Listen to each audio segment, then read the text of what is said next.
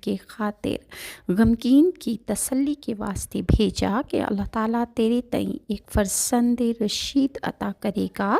کہ اس کی نسل سے حضرت محمد صلی اللہ علیہ وآلہ وسلم سردار الانبیاء آدم کا بیٹا پیدا ہوگا۔ چنانچہ حابیل کے مرنے سے 5 سال بعد حضرت شیث علیہ السلام پیدا ہوئے، اور وہ حسن صورت اور خوب سیرت میں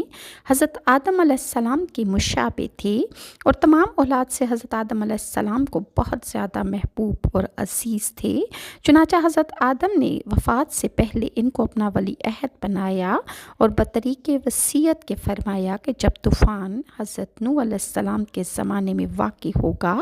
تو تم اس طوفان نوح میں یہ تمہارے سامنے ہوگا اور تم اس زمانے کو لازمی پاؤ گے،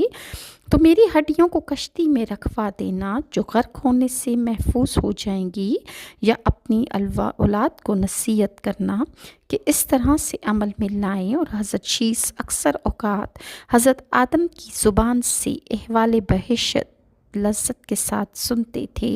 اور آسمانی صحیفوں کا مضمون بھی دریافت کرتے تھے۔ اسی واسطے تھے حضرت آدم کے تجرد خلق سے اور ان سے حق سے خلیفہ کیا تھا، اور لوگوں سے تنہا ہو کر دنیا کی لذتیں چھوڑ کر اکثر اوقات حضرت شیث اللہ تعالیٰ کی عبادت میں مشغول رہتے تھے، اور نفس کی ریاضت اور تہذیب و اخلاق ہمیشہ ان کے مد نظر رہتا تھا۔ حضرت شیث کے زمانے میں حضرت شیث کے زمانے میں بنی آدم 2 قسم کے ہو چکے تھے،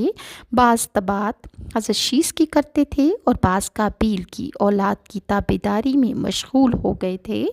اور حضرت شیث کی نصیحت سے بعض تو راہ راست پر آ گئے اور بعض بدستور نافرمانی پر قائم رہے۔ جب 112 برس ان کی عمر کے گزرے تو روح جسم سے پرواز کر کے عرش معلیٰ کو پہنچی، اور حضرت شیث کی بعض نصیحتوں میں یہ ہے کہ مومن حقیقی وہ ہے کہ یہ خصلتیں اس میں پائی جائیں: اول تو خدا کو پہچانے، دوسرا نیک اور بد کو جاننا، تیسرے بادشاہ وقت کا حکم بجا لانا، چوتھے ماں باپ کا حق پہچاننا اور ان کی خدمت کرنا، اور پانچواں صلح رحمی کرنا۔ اور روایات میں ہے کہ جب حضرت آدم کی وفات کے بعد ان کے بیٹے شیث نے ان کا کام رشد و ہدایت اور تبلیغ کی ذمہ داری اٹھا لی۔